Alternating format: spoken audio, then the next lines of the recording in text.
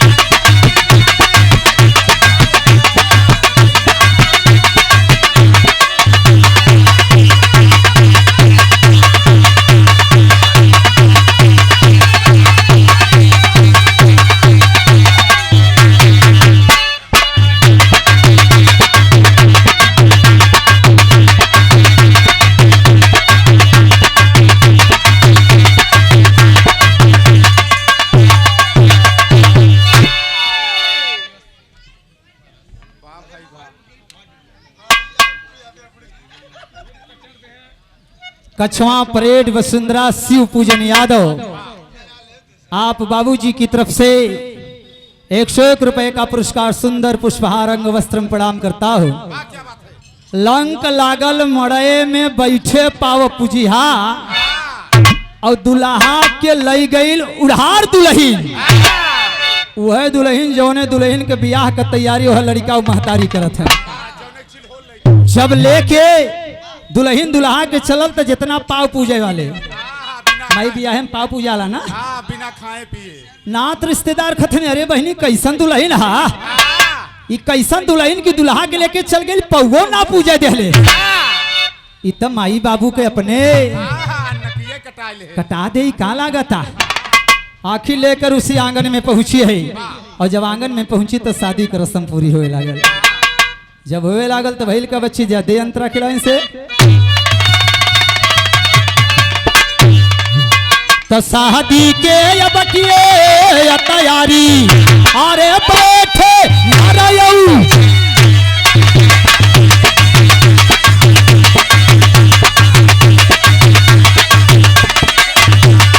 बैठे या नारायणी, देखो या नारी ले करा हार या तब है भिखारी, पहुँचे वही तम पांडे।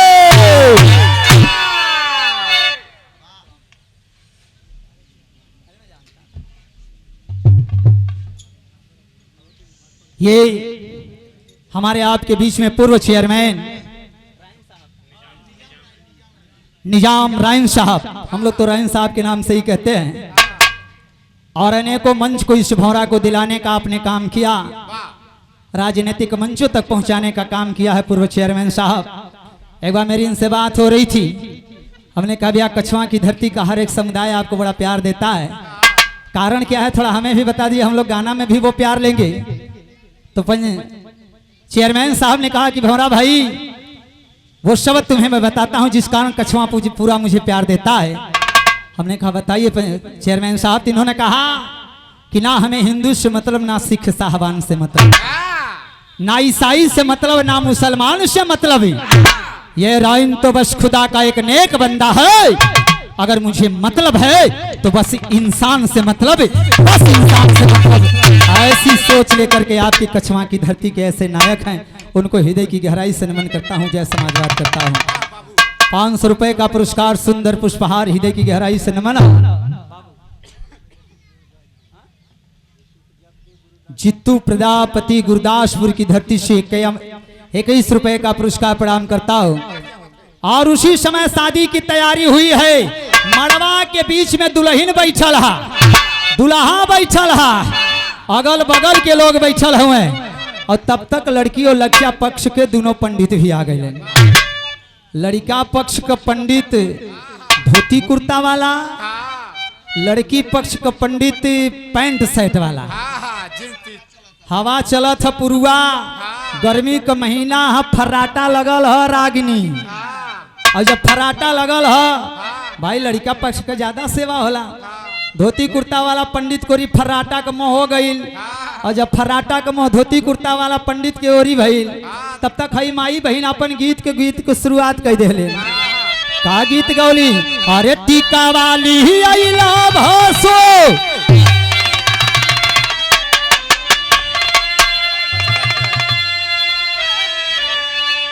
कहीं टीकावा ली आइला भासुर, आया डिबिया में मुनी, औ खोली के देखावा नहीं, देबई गारी चुनी।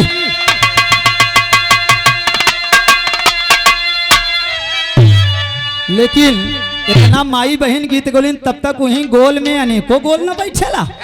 कुछ ऐसनो लोग बैठे जोने के बियाह ना भइल है, यही आरती मतिन कोनो रागिनी को बहन बैठल है, अरे वाह और बड़ी तेज रहल। और तेज काहे न रहे? जब बड़का बहनिया तनी तेज बा तो छोटकी काहे ना रहे? दोनों बहनियां मिल के तब तक पंडित के गारी गावे लगली।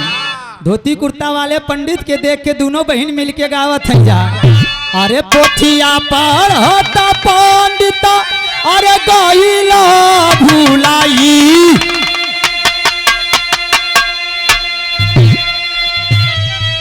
और अंदर के सामान तोहार कैसे बाहर गा दे।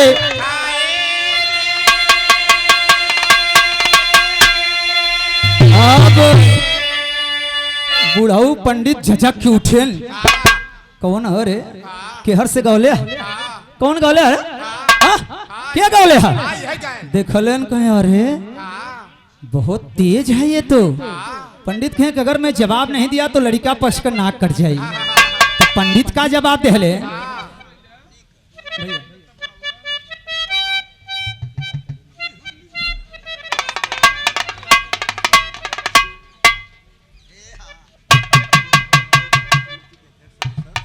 सम्मानित गुरु पहलवान प्रहलाद यादव आदरणीय पहलवान भैया की तरफ से, विराह कमेटी के अध्यक्ष भैया की तरफ से अमूल्य 100 रुपया का पुरस्कार। कहे पंडित जी धोती पहने, अगर कुछ और ना पहने तो करे खातिर है। बतावत है पंडित जी का जवाब देले, कहीं बड़ा कैलू बाची हम के दिहलू बा,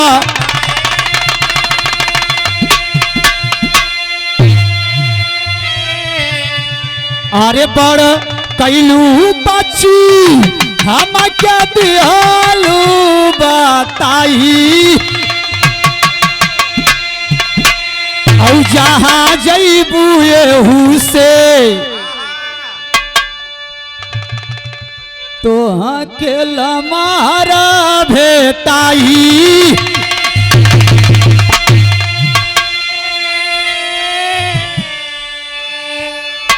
अब आप लोग रागिनी के देख के हंस के झगड़ा मत लगावा, हम कोनो गलत बात ना कहते। पंडित जी कहलन कि जौन लड़का का आज बियाह ये लड़कवा थोड़ा छोटवार बा, जा तो है हमारा आशीर्वाद है, जहाँ तोहार बियाह होई यहू से लमहर तो है दुल्हा मिली। अब आप लोग हंस के न मालूम वेद से पुराण में पहुंच जाता हुआ भाई, क्या बात है। लेकिन टेरी दिया है, अबे कैसे बची जा? टेरी की लाइन दा,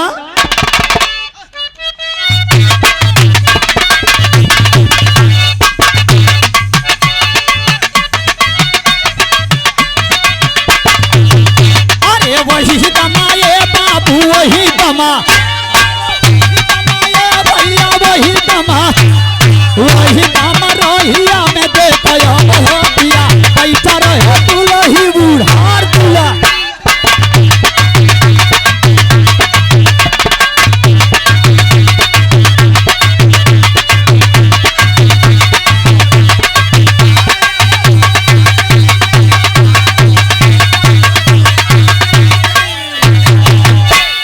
ये शंभू जाबाज विरहा कलाकार गायक कलाकार भैया की तरफ से अमूल्य 51 रुपए का पुरस्कार। और ये हमारे बड़े भैया नमवा का बतौला सुरेश ठेकेदार भैया की तरफ से कहले कि भौरा भाई पंडित वाली लेनिया दोहरवा दा, दोहरवावे के कहले तो ज्यादा ना दोहराऊ, एक ही लाइन खाली दोहरावत है। वह दाई बड़की बहनिया खातिर है, आपकी छोटकी बहनिया खातिर। बच्चों को पकड़ लो। शोभनाथ ठेकेदार बाबू की तरफ से भी 200 रुपया प्रणाम करता हूँ। कहले बा पंडित बाबू उसमें वो दूसर की लड़की आके देख के कहले कि बड़ा कैलू राती हम के दिहालू बताई, और जहाँ जैबू दुल्हा और जीजा दू नौला मारा भेटाई।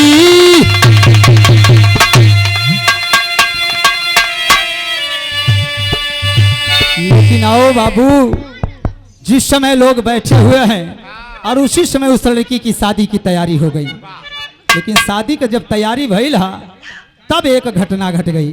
आइए जरा आप गीत में आनंद देता हो। कैसे बच्ची जा अंतरा दे तो लड़की के भैया बाबू जब की सिंदूर दनवा, अरे तो हबर में मार गइलो,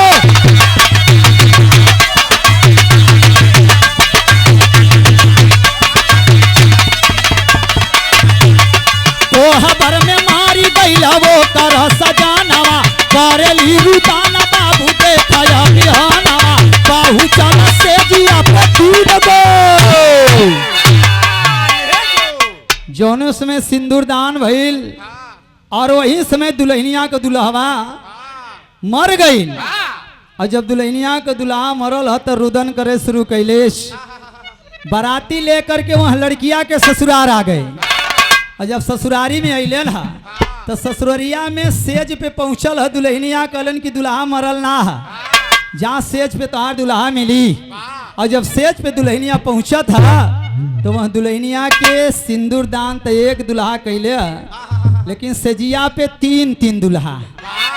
और जब 3 दुल्हा देखले कहे अरे इहा कि इहा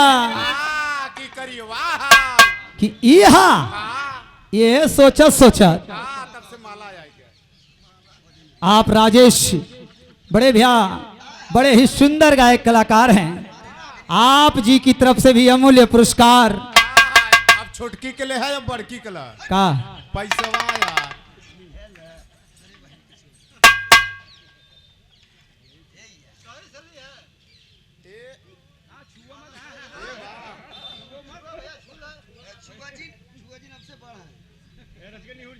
ये खिंचवाए ला अमूल्य पुरस्कार।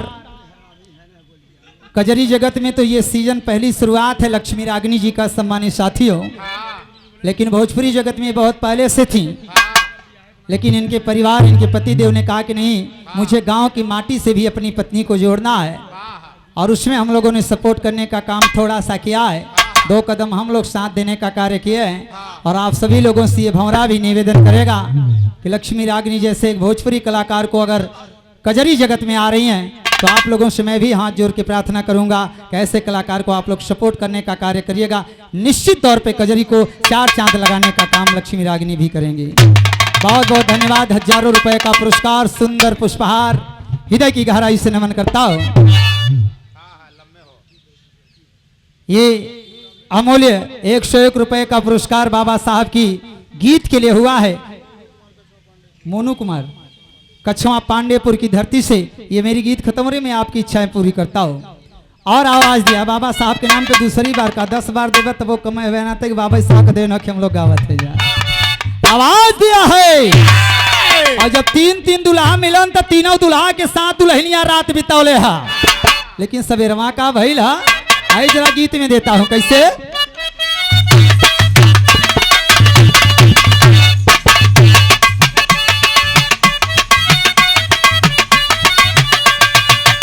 अरे भाई हिलाया ये बाबू भाई लया, अरे भाई लया ये भैया भाई लया, भैया ये के लड़की बाबू देखा भोई दीना, नहा के लई गई उड़ार दुलही।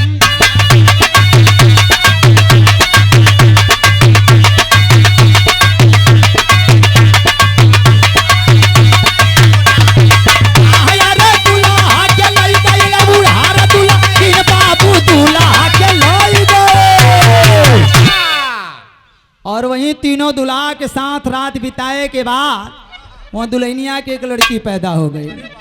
और जब लड़की पैदा भइला तब परिवार के लोगों ने कहा आखिर दुल्हा तीन रहलन तो लड़की कैसे पैदा भइल है। बड़ी चिंता में वो दुल्हन पड़ी है और जब चिंता में हुई तो क्या बताए कि ये किसका बच्चा है। यही सोच में अपने प्राण पखेरु को निकाल दिया है।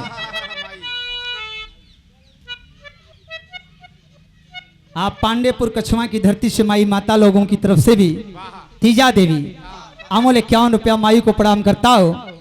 और जब वो दुल्हनिया मरल बिया तब वही लड़किया के लेके लइकवा का दादा लइकिया के दादा लेके जंगल में चल दिए। और जब जंगल में गए हैं तो भैल का बच्ची जा ले आए। तो दादा जंगल बीच में जाई अरे वही पे सेवा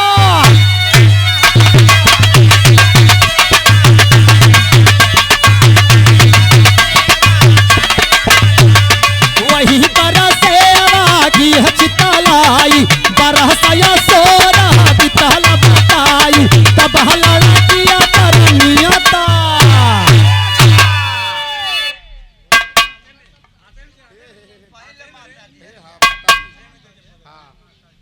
ये सभासद के सहेली अच्छा दोनों सखी सखी हो। दोनों सखी जन की तरफ से ससुरे में आग सखी भरू माई माता लोग की नैहरा से रहलो। अच्छा ससुरे काहे भाई पूछत है मर्दे इतिहास जाप कार्ड बनी ना। इतना अमूल्य 51 रुपया। इतना इतिहास पूछत है सेंध नहीं लगे हुए है। शांति देवी पांडेपुर वसुंधरा आपकी तरफ से दोनों धर्म की माताओं की तरफ से अमूल्य 51 रुपए का पुरस्कार हृदय की गहराई से नमन करता हो। मैं हाथ जोड़ ले उठ ले के ना हृदय की गहराई से नमन करता हूँ प्रणाम करता हूँ। जब भी मौका मिले तो राजनीति में भी आप लोग साथ देने का काम करिएगा। जय भीम नमो बुद्धाय करता हो। लेकिन आइए जरा गीत पे चलता हूँ पंचो ले करके उसका दादा जिसमें लड़की को जंगल में गए हैं ताना मेहना से दूर करने के लिए। धीरे धीरे 16 वसंत वो लड़की जब पार किया है तो 16 वसंत को पार करने के बाद उसी के दादा की नीयत उस लड़की के ऊपर खराब हो गई। और जब लड़की की नीयत खराब लड़की के ऊपर नीयत दादा का खराब बुढ़ऊ को भइल तब का भइल बच्ची जाला इंदा।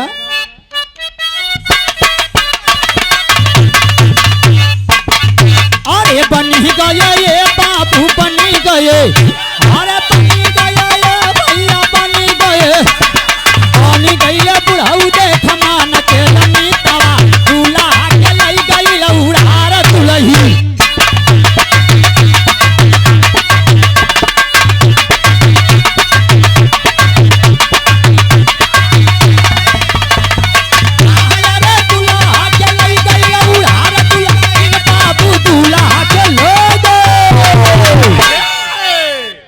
और जब नीयत खराब भइला वही लड़किया के साथ में आगे विवाह रचाने का काम उस बुढ़े ने कर लिया है। और जब बुढ़ा बाबू कैले ना तब का भइल आइए जरा गीत के 4 लाइन से देता हूँ बच्चा बच्ची।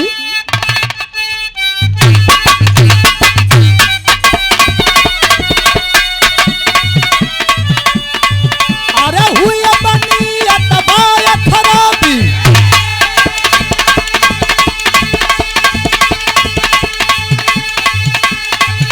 अरे सदिया तुरंत लिया यारो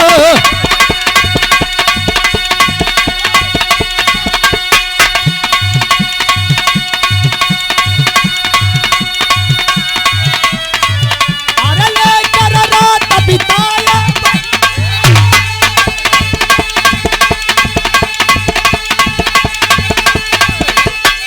कहाँ महिला लड़की से ये कसूर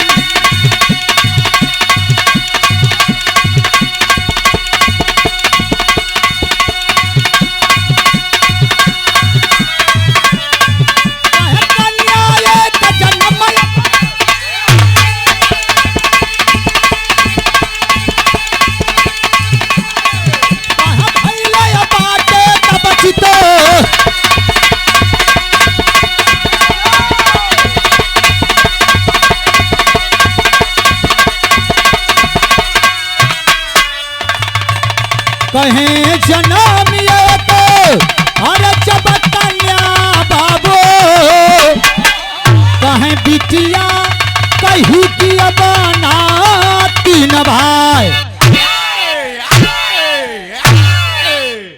मंचो उस बूढ़े के माध्यम से उस लड़की से एक बेटी ने जन्म ले लिया। और जब लड़कियां जन्म ले हला तो वह लड़कियां के ले करके पंडित मन में सोचने लगे कि अब मैं क्या करूं।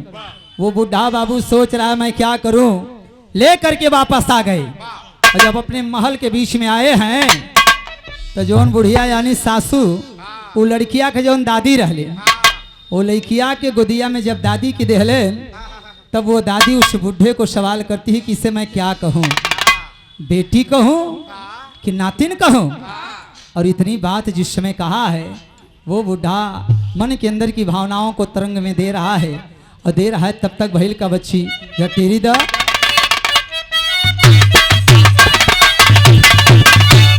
वही दमा ये बाबू वही दमा, वही दमा ये भैया वही दमा, वही दमा भाई बाटे दादा दूरा गातिया दूल्हा के लई गई उड़ार दुलई।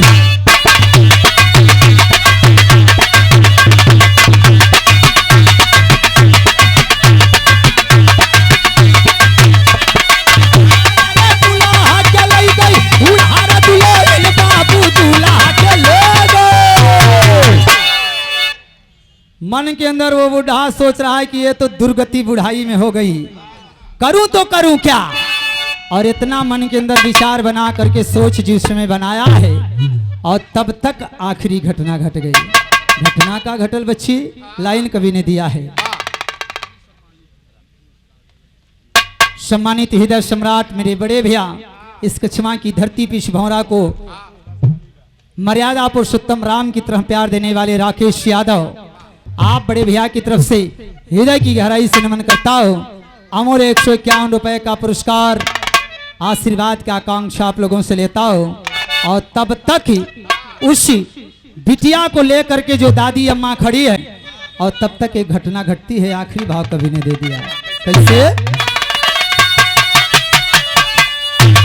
तब पहुंचे जटायु देखा बाबू ही छनवा, अरे लाई क्या ये उड़ गया बिचवैगा,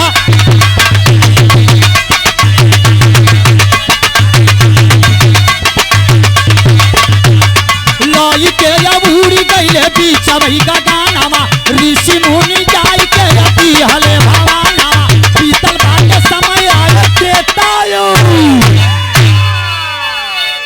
और आपस में लोग विचार करें तब तक उस लड़की को जटायु देखता है और देख लें तो अपने चंगुलवा में पकड़ के लेकर के उड़ गए। सरावा की वसुंधरा से गोवर्धन बिंद आप सम्मानित हमारे बड़े भैया जिन्होंने एक ऐतिहासिक कार्यक्रम को कराने का कार्य किया। और इस छोटे से कलाकार को उस क्षेत्र के बड़े कलाकार राजेश भाई के साथ में मौका दिया गाने का। ऐसे बड़े भैया को हृदय की गहराई से गोवर्धन भैया को प्रणाम करता हूँ। और जब ले करके की जटायु उड़े हैं तो ले जाकर के ऋषि महात्माओं के झोपड़ी के बीचों बीच उसे छोड़ा है। और जब छोड़ लेने बाबू समय बीतल तो बड़ा प्यारा भाव उसको मिला है और दुनिया ने उसे पूजने का काम किया है। लेकिन इधर भाव कवि ने गीत की आखिरी लाइन से दे दिया कैसे बच्ची।